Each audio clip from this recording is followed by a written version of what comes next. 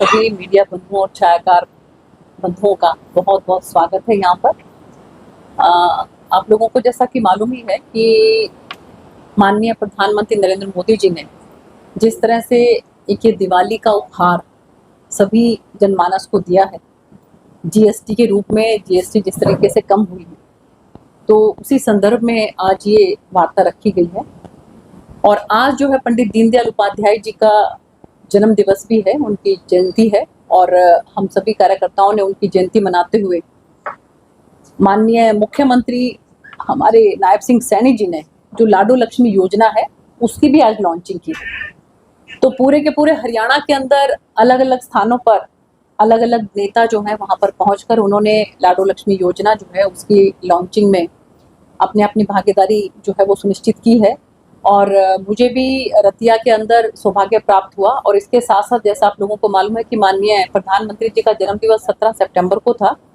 17 सितंबर से लेकर 2 अक्टूबर तक ये जो सेवा पखवाड़ा हमारे संगठन का चल रहा है उसमें भी अलग अलग तरीके से, चाहे हम इसमें जो है वृक्षारोपण की पौधारोपण की बात करें, चाहे हम इसमें जो मेडिकल कैंप्स हैं फ्री में जो लग रहे हैं सशक्त नारी के नाम से उस के लिए हम बात करें, तो वो भी आज जो है मेडिकल कैंप्स जो है वो लगाए गए फ्री में।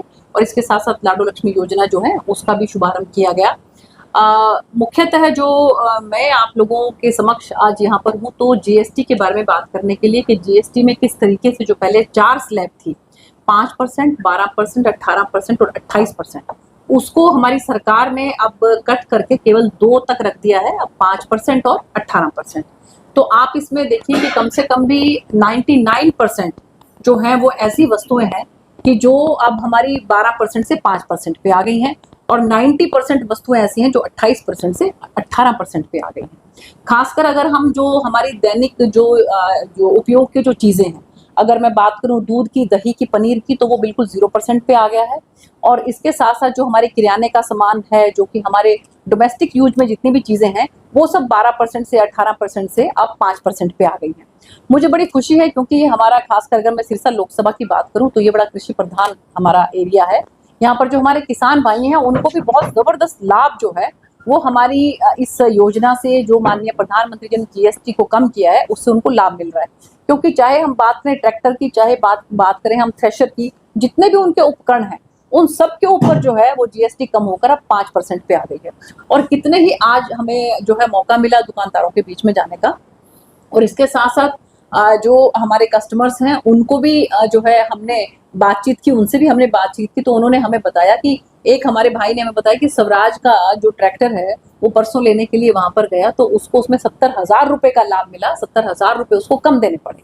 तो ये जो खासकर जो हमारे किसान भाई हैं उनको जिस तरीके से जो लाभ मिल रहा है, इस बात के लिए मैं माननीय प्रधानमंत्री जी का, हमारी जो फाइनेंस मिनिस्टर हैं निर्मला सीतारमण जी का बहुत बहुत धन्यवाद करती हूँ। और इसके साथ साथ आप लोगों को मालूम हो कि शिक्षा और जो हमारा मैं बात करूंगी कि हेल्थ की, तो ये दोनों ऐसे एस्पेक्ट हैं कि जिसके ऊपर जो है बिल्कुल 0% हमारी सरकार ने टैक्स कर दिया है, चाहे पेंसिल कॉपी की बात करें। और इसके साथ साथ जो कि जो ऐसी ड्रग्स थी जो कि लाइफ सेविंग ड्रग्स हैं उनके ऊपर भी बिल्कुल 0% कर दिया है। तो शिक्षा और इलाज के लिए जो है हमारी सरकार ने जीएसटी बिल्कुल 0% कर दिया है।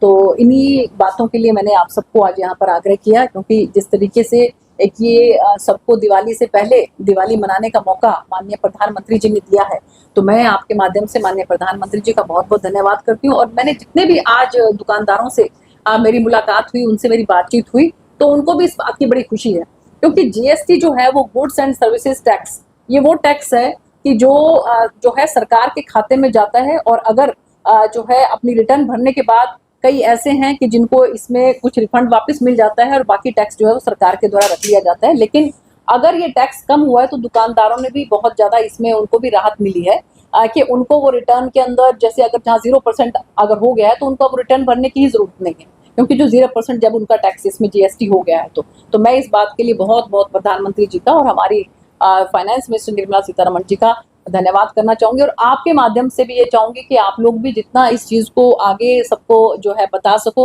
हाँ, इसमें इतना जरूर किया है हमारी सरकार ने कि जो सिन गुड्स हैं जिनको कि हम मानते हैं कि जो मादक पदार्थ हैं, जैसे जिस तरह से सिगरेट की बात करें, चाहे हम जो है शराब की बात करें, इस तरह के जो पदार्थ हैं उनमें सरकार ने जरूर जो है बढ़ाकर 40% के करीब कर दिया है, या फिर लग्जरी कार्स जो है उनको भी उसमें भी जो है 40% कर दिया है। लेकिन जो छोटी कारें हैं उनके अंदर जो है वो वही सरकार की तरफ से जो है उसको जीएसटी को कम किया गया है। तो केवल 2 स्लैब रह गई हैं, अब 5% और 18%, और बहुत सी चीजें जो है वो 0% पे आ गई हैं। बस ये मैं आपको कहना चाहती हूँ। बहुत बहुत धन्यवाद। महिलाओं ने कारों का जिक्र किया कि बाकी कारों पे कम किया, लेकिन जो मेन एक जरूरी चीज है शिक्षा, कागज को जो है उसका जीएसटी 18 कर दिया गया। नहीं, कॉपी पेंसिल जो है उन पे 0% है। कॉपी पेंसिल पे बिल्कुल घटा के 0% कर दिया है। नहीं, कागज के ऊपर जो है वो कितने परसेंट आपने बताया? 18%।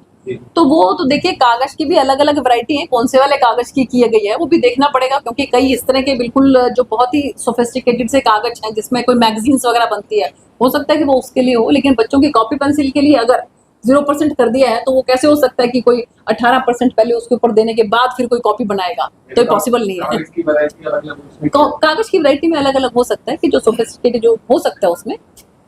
उसमें जो प्रोजेक्ट पेपर है उसमें ही 12 से 18% कर दिया गया है। इससे कॉपियां 6% महंगी हो जाएगी। ये जो एसोसिएशन है इन्होंने अपना एक नोटिफिकेशन भी जारी किया कि इसमें अगर देखिए, ऐसा है कि जब कोई इतना कोई ड्रास्टिक कोई चेंज होता है ना, उसके अंदर कई बार अगर कोई इस तरह की चीज रहती है तो उसको भी रिव्यू किया जाता है। हमें इस बात की बड़ी खुशी है कि सारे जितने भी राज्य हैं उन सब राज्यों को लेकर साथ बिठाकर जो है वो काउंसिल ने जो डिसीजन लिया है, तो सबका ये सब सहमति के साथ ही डिसीजन लिया है।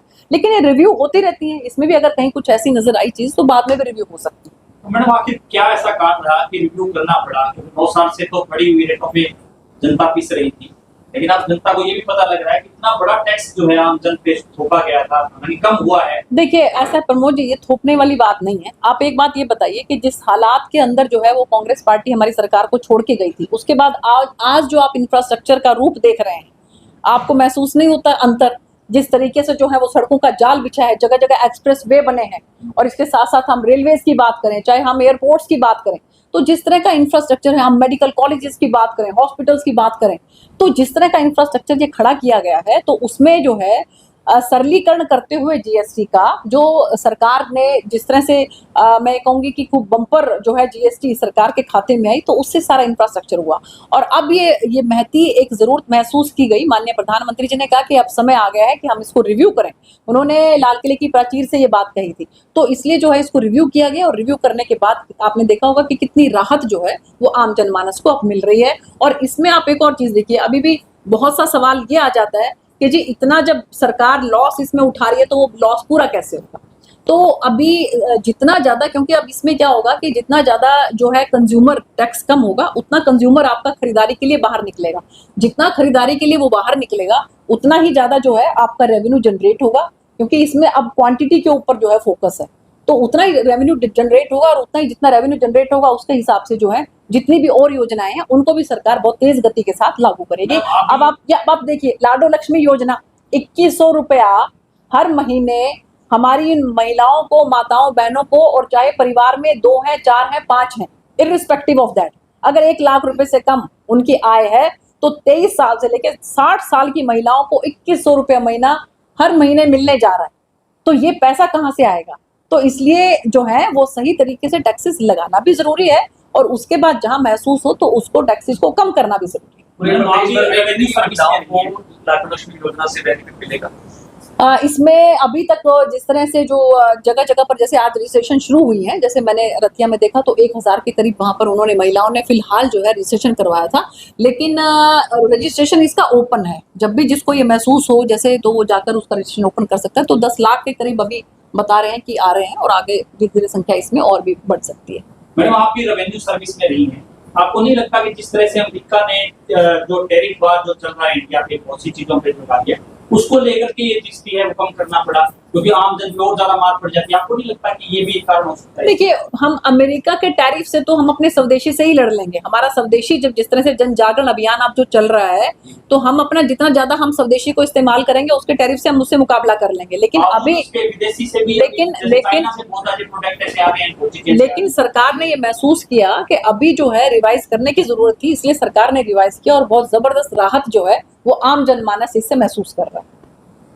एक गंभीर मुद्दा, लेह लद्दाख को अलग से राज्य का दर्जा दिलाने के लिए काफी बवाल मचा। वहाँ जो 4 लोगों की मौत भी हुई, 70 से लोग घायल हो गए, खासकर बीजेपी नेताओं को निशाना बनाया जा रहा है। क्या देखिए, उसमें जिन्होंने जो वांगचुक जो है जिन्होंने एजिटेशन इसके लिए किया था, तो मुझे लगा कि उनसे जो है बातचीत सरकार की चली, उसके बाद उन्होंने अपना अनशन खत्म कर दिया, उसके बाद से अब वहाँ पर राहत है। और जो भी उनकी मांगे हैं या जिस तरीके से ये हुआ है उसके बीच में एमएचए जो है वो उसमें बारीकी से लगा हुआ है इसकी छानबीन करने, और उसको राज्य बनाने के लिए सरकार की जो भी योजना होगी उस योजना के तहत उसको सरकार आगे काम करेगी। इस तरह का स्टेप उठाना क्या जायज है या नाजायज? नहीं, देखिए, किसी भी खासकर अपने देश को अगर आप आगे बढ़ाने चाहते हैं तो हिंसात्मक तरीके से कोई समाधान नहीं निकलता। इसलिए हिंसात्मक जो है कार्रवाई या हिंसात्मक जो है वो रवैया कभी नहीं अपनाना चाहिए। सरकार से बैठ के बातचीत करके, अपना ही देश है, अपना ही सब कुछ है, तो हम उस चीज में समाधान निकाल सकते हैं। चाहे हम जिस तरह से लाडो लक्ष्मी योजना है इसकी बात करें, जिस तरीके से एक एक करके योजनाएं हमारी सरकार, खासकर माननीय मुख्यमंत्री जी का मैं तहे दिल से धन्यवाद करती हूँ कि अभी कोई इलेक्शन नहीं है, कोई चुनाव नहीं है, कोई वोट नहीं लेने हैं, लेकिन फिर भी जो वायदा माननीय मुख्यमंत्री जी ने किया था उसको पूरा किया। और आज इसकी जिस तरीके से लॉन्चिंग हुई है, सब तरफ आप अगर जहां कहीं पर भी ये कार्यक्रम हो रहे हैं आप जाकर देखें, जबरदस्त भीड़ जो है वहां पर हमारी माताओं बहनों की है, और उनके अंदर बहुत खुशी है इस बात की कि 2100 रुपए महीना जो है वो उनके खाते में आएगा और सीधा आएगा। 10 साल की आप जिक्र कर रहे हैं कि 10 साल में हमें जो कांग्रेस ने हालात दिए थे उसके बाद ये टैक्स बढ़ाने पड़े, लेकिन सिरसा शहर की बात करें तो 10 साल पहले सड़कें थी, रोड थे, आज सिर्फ गड्ढे हैं। आप किसी भी रोड पे जाइए तो वो टैक्स क्या सिरसा वाले देते हैं? सिरसा के हालात जो है वो जिस तरीके से बार बार कई बार देखने में आता है, मैं जरूर आपकी बात से इत्तेफाक रखती हूँ कि सिरसा के हालात जो है वो ठीक होने चाहिए। इस बात की जो है हमने माननीय मुख्यमंत्री जी को भी जो है हमने उनको भी इसके बारे में पूरी विस्तार से बताया है। लेकिन नगर पालिका का जिस तरीके से जो काम है, मुझे लग रहा है कि अब धीरे धीरे पटरी पर आ रहा है, क्योंकि बहुत टाइम से तो जैसे नगर पालिका के चेयरमैन भी नहीं थे, अब नए चेयरमैन बने हैं, तो धीरे धीरे काम जो है वो पटरी पर आएगा। लेकिन सिरसा का जो है, क्योंकि अभी पिछले दिनों बारिश हुई थी तब भी यहाँ पर बिल्कुल पूरा का पूरा मैंने भी नोटिस किया था, ये तालाब बन गया था। तो जो वो जो है जो क्या बोलते हैं उसको, स्टॉर्म के लिए जो वाटर स्टॉर्म है ना, वाटर स्टॉर्म का जो है वो काम भी मुझे लग रहा है कि चल रहा है। अगर वो काम होने के बाद आप महसूस करोगे कि उसके बाद धीरे धीरे सब ठीक होगा। समय लग रहा है लेकिन जो है सब कुछ ठीक होगा, ये मैं विश्वास दिलाती हूँ। बाकी बाढ़ प्रभावित क्षेत्र को मुआवजा कब तक मिल जाएगा? लोग इंतजार कर रहे हैं, पानी उतर चुका है, गगर भी अब शांत हो चुकी है, लेकिन लोग सवाल कर रहे हैं कि मकान जो क्षतिग्रस्त हुए हैं उनका और जो फसलें बर्बाद हुई हैं ताकि अगली फसल की बिजाई कर पाए। बिल्कुल, माननीय मुख्यमंत्री जी स्वयं जो है वो मेरा खुद भी उनके साथ जाना हुआ, चाहे हम टोहाना की बात करें, चाहे हम हिसार की बात करें, फतेहाबाद की बात करें, भूना की बात करें, माननीय मुख्यमंत्री जी ने खुद एरिया को विजिट किया और क्षतिपूर्ति पोर्टल में जहां जहां पर जैसे जैसे जिस किसी ने भी अपने नुकसान को वहां पर लिखा है तो उसकी भरपाई सरकार की तरफ से जरूर की जाएगी। और जहां तक आपने बात की है जिनके छत पर कोई नुकसान हुआ है, जिनके घरों में कोई नुकसान हुआ है, उसकी भी जो भरपाई जो है वो सरकार की तरफ से जरूर की जाएगी। माननीय मुख्यमंत्री जी ने जो भी वादा किया वो पूरा किया है, ये भी जल्द किया जाएगा।